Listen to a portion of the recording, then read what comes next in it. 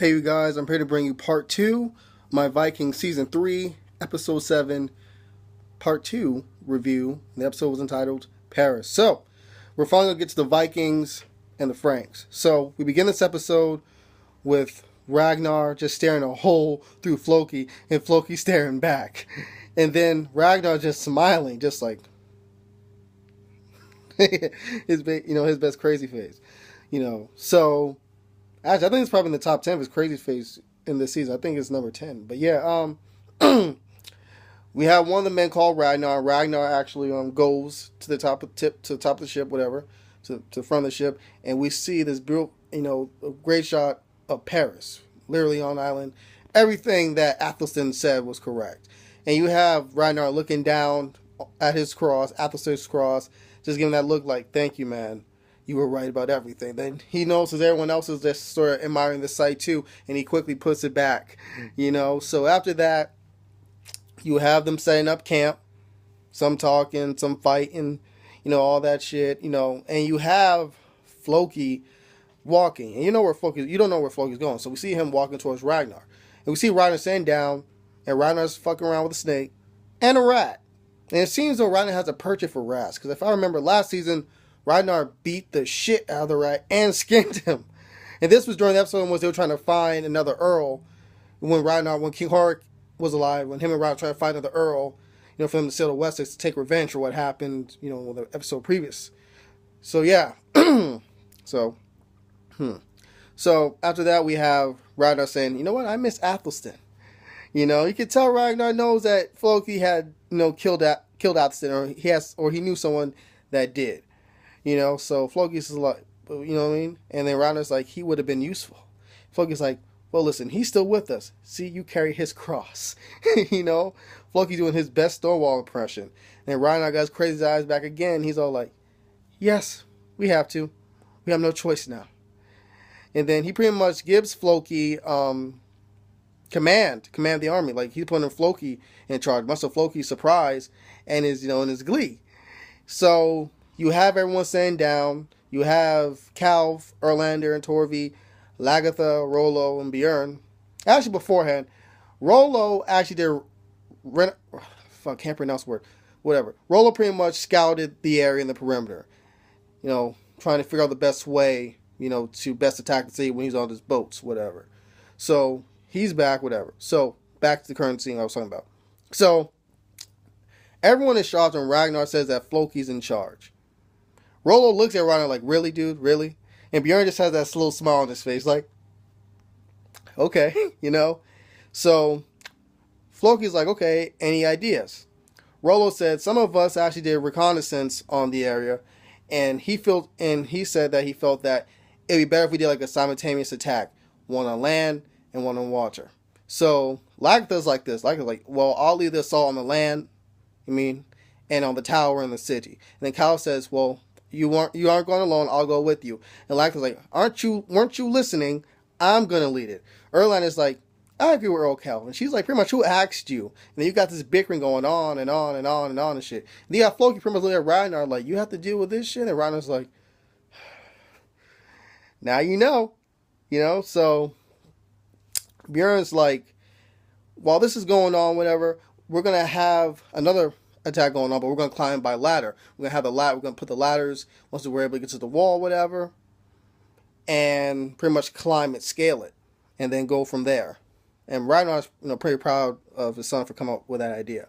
So Floki's like, okay. So everyone agrees? And everyone agrees, like, okay, great. And Floki's like a kid when he just did some bad shit or he just left detention. He's trying to bounce as quickly as possible. And Ragnar just grabs him. Floki just looking at him like, what? And Ragnar's like, and then just lets him go.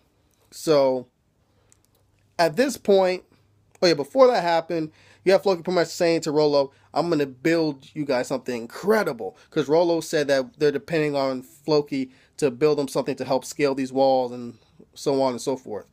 And Floki's like, I'm going to build you something incredible, Rollo. Something you've never seen before. And double that and shit. So pretty much, you have Floki working. And it seemed like everything's going to work with these large scale, fleets and all that shit. So he's going crazy, whatever. He's saying that it's not the gods, Helga. I mean, say it's not me, Helga, that's building these things. It's the gods because I give them a sacrifice. And he says to Helga, I killed Halthasden. And then Helga's like all creeped out. She's like, really, dude? You could tell Floki is starting to go insane in the membrane. And she just leaves, and Floki doesn't even notice her. And Floki's just like, so, yeah. After that, you have this scene with Ragnar. He's climbing up the hill with the cane, and he's in his knight. And he's noticing pretty much that Paris, it's like, it was just beautiful. It was like, even at nighttime, you can see the soldiers, just sort of marching around, it looked like a lantern, like a lighted lantern to me, like from Halloween. It was just really beautiful. It's kind of hard to describe. And Ragnar just once again looks at the cross, thinking, Athelstan.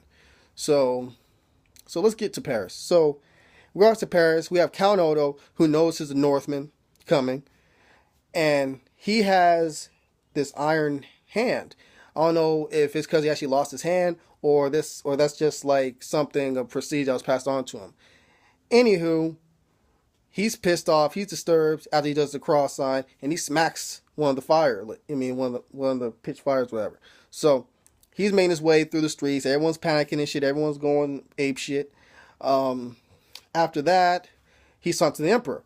And the Emperor is all like, well, shouldn't you prevented this? And pretty much, Count Odo was like, listen, it's not my fault they got here. We sent word to every one of our neighbors, including Mad Counts and the Count of Flanders, but they didn't help us at all.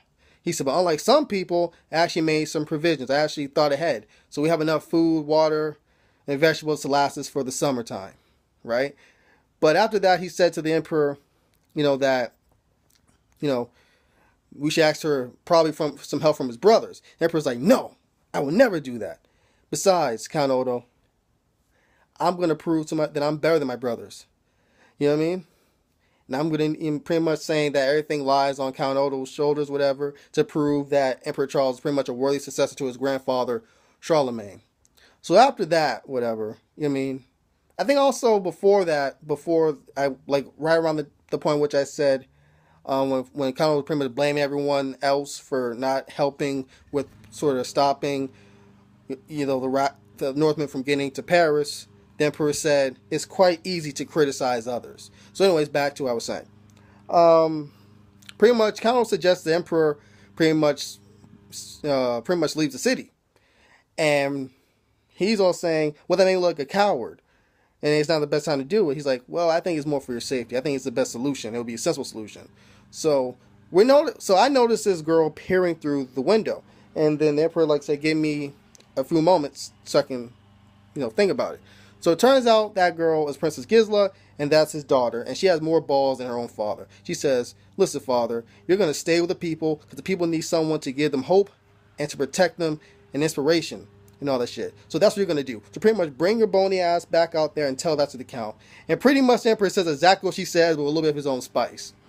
So after that, you have the Count Odo and Princess Gisela talking amongst the Emperor saying, okay, what's the best way to do it? Because, once again speaking. And Princess Gisela's like, listen, I'm not leaving. I'm supposed to be here to help, help motivate the people and keep their hopes up. So I ain't leaving. So the Emperor is pretty much just saying at this point, listen, Count Odo, everything's on you, bruh. All these Christian lives are pretty much, in your hands. And we must defeat these pagans.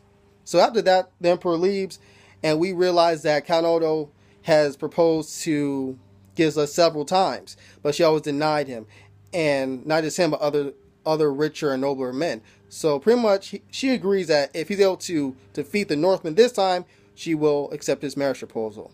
All right, so yeah, this is the last thing I have in this episode. We have all the Vikings gathering together. They're on top of the hill, and you got this cool scene where everyone got a little fire or whatever, looking at the city of Paris, and Floki leading the charge. Speaking in Scandinavian, he's like, axe time, sword time, shields splintered. And everybody's just rocking and shit. Everyone's just, singing along and shit. You got Ragnar, Björn, Lagertha, Rollo, Kalf, and Erland. The only ones not really singing along, but they're just focused on the prize. Fucking Paris. And there's a beautiful shot of the city. And let's go, baby. the Paris attack begins. And thank you guys for watching my video. Adios.